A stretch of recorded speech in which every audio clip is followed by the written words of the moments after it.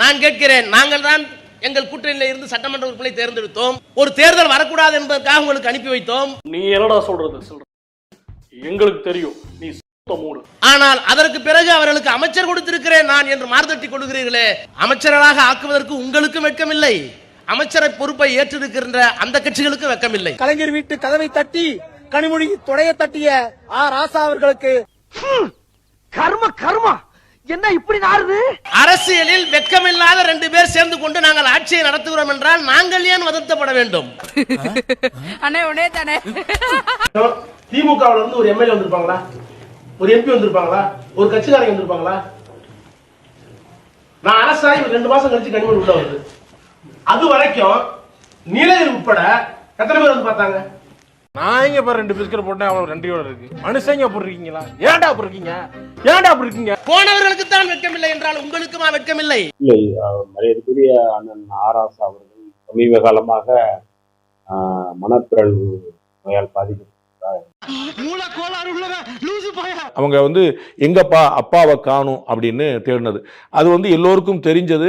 அப்பாவை காணான்னு தேடினார் பாருங்க விஜய். எதுக்கு அப்பாவை காணான்னு தேடினது? அப்பா ஓவரா ஆடினாட்டத்தால. என்னமோ இந்த வீட்லயே நான் தான் மூத்த மாப்பிள்ளைன்னு, எனக்கு தான் முதல் மரியாதை கொடுக்கணும்னு தலக்கணம் பிடிச்சு போய் அலைஞ்சியே பாத்தியா?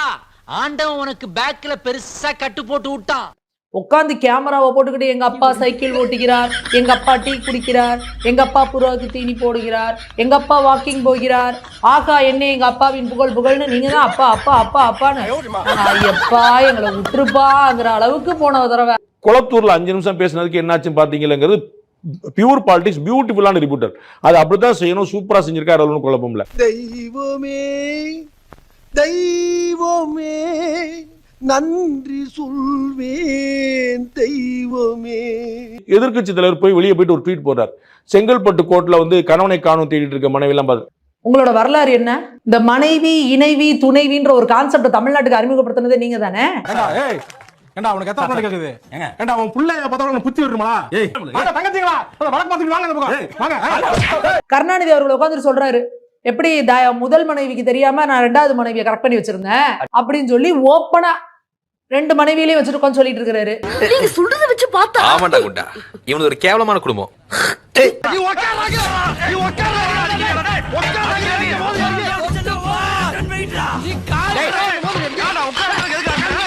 நான் பாதவளவங்கள என்னுடைய கண்ட்ரோல்ல தெரியுமா? சரி என்ன பேச்சு பேசா யாரு இந்த அநியாயத்தை தட்டி கேட்கறீங்க யாருமே இல்லையா?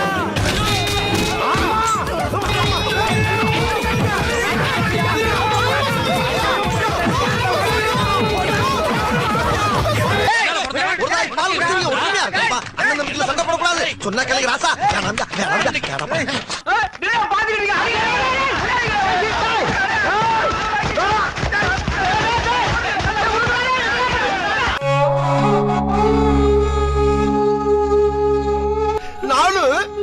பழிக்காத மாதிரியே எவ்வளவு நேரம் அடிக்கிறது. நாங்கள் நாகப்பதினி ஜாதியை சேர்ந்தவர்கள், எங்களுக்கு ஒரு இப்பு அதிகமாக வரும். நாங்கள் தான் நாகப்பதினி வம்சத்தை சார்ந்தவர்கள், நாங்கள் தான் மூத்த குடி மக்கள். எது அட பாவிகளா, ஐயோ டேய் உங்க மத்தியில வளாவ முடியாதா? டேய் நான் காசு கொடுத்து வாங்குனேடா, நான் காசு கொடுத்து வாங்குனது, நான் காசு போட்டு வாங்குனது, நான் வாங்குனது நீங்க வாங்குனீங்க. மொட்டேன்னு சொல்ல மொட்டேன்னு. அப்ப நான் வாங்கலையா? நான் வாங்கலையா? வாங்குனீங்க. ஐயோ வாங்குனீங்க. டேய் மாப்ள இங்க வச்சு அடிச்சா பத்தாதடா, நம்ம பெட்டல வச்சு அடிக்கணும். அட பாவிகளா என்னடா நடக்குதுங்க? டேய் டேய் நான் சுத்தி வளைச்சு பேச விரும்பல, எதிர்க்கட்சிக்காரரை பார்த்து கேட்கிறேன். அரசியல் நடத்துறியா அராஜகம் நடத்துறியா? உங்க இன்டர்வியூ வந்தா என்ன மயிரவள பேசுறாரு? ஏய் ராஸ்கல் ஏன்டா தட்ட? ஏன் கோவப்படுற? வேணும்னா நீ தட்டிக்க. வேணாம்டா, ஏய் வேணாம்டா, வேணாம்டா, வேணாம்டா. எங்க கிட்ட வேணாம். அடிதடி அரசியல் எங்களுக்கு பண்ண தெரியும். என்னடா என்ன? டேய் நியூஸ் ஆடுங்க. ஏண்டா நீங்க 2 பேரும் சண்டை போற கடை வந்திருக்கீங்க. ஏண்டா சண்டை போற கடை வந்திருக்கீங்க? அதானே நான் போறேன். ஐயோ போட்டு ஒலப்புறாங்களே. நான் பேசுறதுக்கு வயலே அந்து போச்சு. இதுக்கு மேல நீ பேச டங்கு வார வந்து போடா உனக்கு. தேசிய கீதம் பாடினதுக்கெல்லாம் பிரச்சனை பண்றீங்களே. பாக்குறானே தமிழ்த்தாய் வாழ்த்தை முதலில் பாடியதற்கு மிகுந்த மகிழ்ச்சியாக இருக்கிறதுன்னு அப்படியே கூட்டணி கட்சியில் இருக்க காங்கிரஸும் சிறுத்தைகளும் அந்த பக்கம் கம்யூனிஸ்டும் முதல்வரை பாராட்டுறாங்க. எவ்வளவு பெரிய வெக்கக்கேடுங்க. ஏன் டேய் உனக்கு வெக்கமா இல்ல? தேசிய கீதம் பாடினாரு, 1க்கு 2 டைமா பாடிட்டு போங்க. அதுல உங்களுக்கு என்ன பிரச்சனை? வேணா 4-5 டைம் பாடிட்டு போங்க. உங்களுக்கு என்ன பிரச்சனை இல்ல? என்ன பிரச்சனை உனக்கு? என்ன பிரச்சனை சிரிச்சிட்டு கேக்குற? இப்ப தேசிய கீதம் 2:30 ஆயிடுச்சு. எங்களுக்கு தெரியும் நீ சுத்த மூடு. தேசிய ஏன் கீதம் தமிழ் நாட்டுடைய பண்ணு ஏன் தமிழ் தாய் வார்த்தை ஒரு 10 பாடு. ஆஹா, இவன் மண்டை குழம்பி மெண்டலாகி வந்திருக்கானா இல்ல போர் அடிக்குதுன்னு டைம் பாசிங் பண்றானா? எங்க போச்சு? வந்தே மாதிரி பாடல இல்ல, மறந்துட்டு போயிட்டாங்க. பாடல இல்ல, அதுக்காக கோச்சிட்டு போயிட்டாங்க. இல்ல நீங்க என்ன சொன்னீங்க? மறந்துட்டு போயிட்டாங்க. நீங்க இதுக்கு முன்னாடி என்ன சொல்லிட்டு இருந்தீங்க? நான் என்ன பாருங்க, கேக்குறேன்? தமிழ்நாடு சட்டமன்றத்துல வந்தே மாதிரம் பாட போறாங்க. பாடல. டேய் பரமா படிடா, ஒழுங்கா படிடா.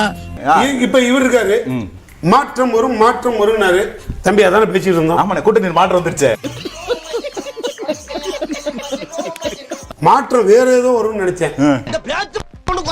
கடைசி எனக்கே ஒரு காலமாடி கண்ணு போட்டாலும் போட்டுருமோன்னு எனக்கு ஒரு அச்சம் வந்தது. கடைசியா இங்க என்ன ஆச்சுன்னு பார்த்தா திமுக அதிமுக ஒண்ணாச்சு.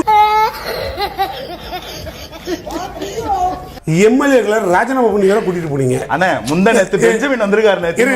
இங்க பாருங்க, அவரெல்லாம் தாய் வீட்டுக்கு வர்ற கழகம், அதெல்லாம் விட்டுருங்க. நான் என்ன கேக்குறேன், இங்க வந்தா தாய் வீட்டுக்கு தம்பி வீட்டுக்கு வந்திருக்காங்க. என்ன பிரச்சனை? திமுகவை பொறுத்தவரை பல ஏமாற்றங்களை சந்திச்சிருக்கு. ஒன்று, தோல்வியை ஏற்றுக்கொள்ள முடியல. இன்னைக்கு வரைக்கும் அவர் அண்ணன் சொன்ன மாதிரி ஒரு இன்னும் ஆட்சியில் இருக்கிற மாதிரியே நினைச்சுதான் பேசிட்டு இருக்காங்க. சங்க தலைவர் நீங்க, உங்களை போய் இப்படி சக்கரை கழுவி வச்சானுங்களே. நாங்கள் தான் ஆட்சி அமைக்க தாவேக்காக்கு அனுப்பி வைத்தோம் கூட்டணிகள் எல்லாம் சொன்னாங்க. சரி, உங்க ஆட்சி தான் நடக்கு, பேசாம இருப்பாங்க 6 மாசம் பார்த்தாக்க அப்படின்னு சொன்னாக்கா அதுவும் இல்ல, அதுவும் இருக்க முடியல. என்னை ரொம்ப அசிங்கப்படுறீங்க. இரண்டாவது, திருத்தங்களை கூட ஏற்றுக்கொள்ளக்கூடிய மனநிலைக்கு இன்றைக்கு தாவேக்கா வந்திருக்கிறது. ஒரு திருத்தம் கொடுக்கிறார் எதிர்க்கட்சி தலைவர், இது மாதிரி நான் பார்த்ததில்ல. திருத்தம் கொடுத்தால் அது நிராகரித்து தான் பழக்கப்பட்டிருக்காங்க. ஆனா அந்த திருத்தத்தை கூட உடனே ஏற்றுக்கொண்டு அதையும் சேர்க்க சொல்லிட்டார். அதனால இவர்களுக்கு பேசுவதற்கான எந்த ஸ்பேஸும் இல்ல. உங்களை எக்ஸ்போஸ் பண்றாங்க. ஏன் தம்பி இப்படி அடிக்கிறாங்க? உங்களை இப்படி பண்ண உங்களை சும்மா விடக்கூடாது. தம்பி நீ நல்லா தெரிஞ்சுக்க, இவங்களை தூக்குனதுனாலதான் பிஜேபி எங்களை கூப்பிட்டு கொள்கையெல்லாம் வேணாயே, எங்க கூட கூட்டணி கூட வேண்டாம், கொள்கை ரீதியா நீ நானும் எதிரி, ஆனா காங்கிரஸ் தூக்கி மூலையில விட்டேரியா, தமிழ்நாட்டுக்கு தேவையான அத்தனையும் கொடுக்குறேன். நீங்க பிஜேபி கூட இதெல்லாம் எப்ப பேசுனீங்க? நான் கேக்குறது ஒண்ணே ஒண்ணு, தமிழ்நாட்டு பேசுனீங்கன்னு சொன்னீங்க, அது எப்பன்னு சொல்லுங்க. எப்பன்னு சொல்ல மாட்டாரு பாருங்க. எப்ப சொன்னாங்க? இது இவ்வளவு நாள் சொல்லவே இல்ல. இல்ல எப்ப சொன்னாங்க? நீங்க காங்கிரஸ் கழட்டி விட்டுருங்க, நம்ம எனக்குமார் போன எப்ப சொன்னாங்க? இவ்வளவு நாள் சொல்லவே இல்லையா? இல்ல சார்,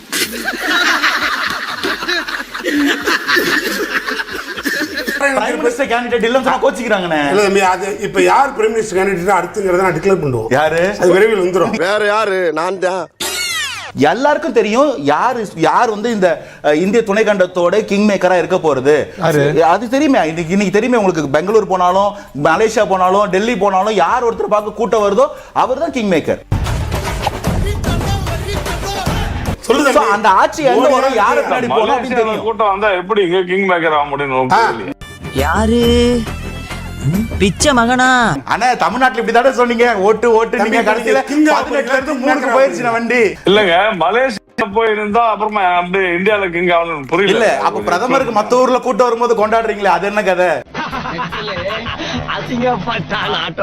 மலேசியா பிரதமர் ஒரு மாநில முதலமைச்சர் பதவிக்கு வந்ததுக்கு வாழ்த்தி நான் பார்த்ததில்லை. அன்வர் இப்ராஹிம் முதலமைச்சர் விஜய் என்னுடைய நண்பர்னு பாராட்டினார். இது குறித்து தனது அதிகாரப்பூர்வ எக்ஸ் வலைதள பக்கத்தில் பகிர்ந்திருக்கும் இப்ராஹிம், எனது நண்பர் முதலமைச்சர் விஜயுடன் உரையாடி பல விஷயங்களை அவரோடு பகிர்ந்து கொண்டேன். தமிழக மக்களுக்காக அவர் ஏற்றுள்ள பெரும் பொறுப்பிற்கு மீண்டும் ஒருமுறை எனது வாழ்த்துக்களை தெரிவித்துக் கொள்கிறேன். அது வந்து சிந்தனை கூடத்தில் தேர்ந்ததில்லை, சினிமா கோட்டையில தேர்ந்தது.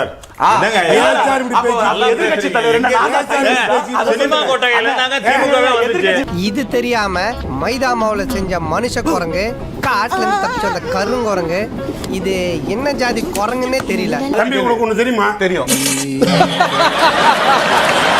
உங்க தலைவரோட அப்பாவுக்கே கதை திரைக்கண வசனம் எழுதி கொடுத்தது எங்க தலைவர். அப்ப அவரு சினிமாக்காரர் தான். என்ன உங்க அண்ணன் ஈமுக்கோலி மேல இடி விழுந்த மாதிரி நிக்கிறேன்? நாங்க நாட்டுக்கு உழைச்ச தலைவன், சினிமாவை சைடுல பார்த்தோம், ஆனா மொத்தமா சினிமா விட்டு அட வைக்கல. காமெடி கோவம் வரா மாதிரி காமெடி பண்ணாரு. அங்க கேன்னு ஒருத்தர் உட்கார்ந்து இருக்காரு, மூத்த அமைச்சரா இருந்தவர். அவரை விட்டுட்டு உதயநிதி ஸ்டாலின் அவர் என்ன நாசா சயின்டிஸ்டா? என்ன நினைக்கிறானே தெரியலையே. ஐயோ மறுபடியும் பாக்குறானே. பிறந்ததுல இருந்து அரசியல்ல ஊர்வலத்துக்கும் பேரணிக்கும் கலந்துட்ட ஒரு தலைவன் உதயநிதி. தங்காதுரை ஒரு அளவுக்கு மேல பண்ண 2-3 கோரிக்கை வைக்கணும். சொல்லுங்கண்ணே, செஞ்சு சொல்லுங்க. என்ன கோரிக்கை? குளத்தூர்ல டிராபிக் அதிகமா இருக்கு. நீங்க இப்படி எடுத்துக்கிட்டு எனக்கு புரியவே இல்லை. இந்த நாட்டுல விஜய்க்கு இருக்கக்கூடிய பிரிவிலேஜ் வேற யாருக்கும் கிடையாது. அவர் வந்து பிரச்சாரத்துக்கு வர மாட்டார், யாரும் ஏன்னு கேட்க மாட்டார். அவர் ஊடகங்களே சந்திக்க மாட்டாரு, யாரும் என்னன்னு கேட்க மாட்டாங்க. கரூர்ல 41 பேர் மரணம் அடைவார், அவர் உடனே வீட்டுக்கு வந்துருவாரு, அதை பத்தி யாரும் கேட்க மாட்டாங்க. அந்த பழி அவர் திமுக மீது போடுவார், அதை பற்றி அந்த மக்கள் கவலைப்பட மாட்டாங்க. அவர் கரூருக்கு நேரில் போய் ஆறுதல் சொல்ல மாட்டார், அதை பத்தியும் கவலைப்பட மாட்டாங்க. அந்த மக்களை அழைத்து வந்து சென்னையில் வைத்து ஆறுதல் சொல்லுவார், அதுக்கும் இந்த சமூகம் கவலைப்படாது. அந்த பாதிக்கப்பட்ட மக்களே அதை ஏற்றுக்கொண்டு அக்செப்ட் பண்ணிட்டு ஓகேன்னு போயிடுவாங்க, அதுவும் கவலை இல்லை. தீய சக்தி திமுக என்று சொல்லுவார்.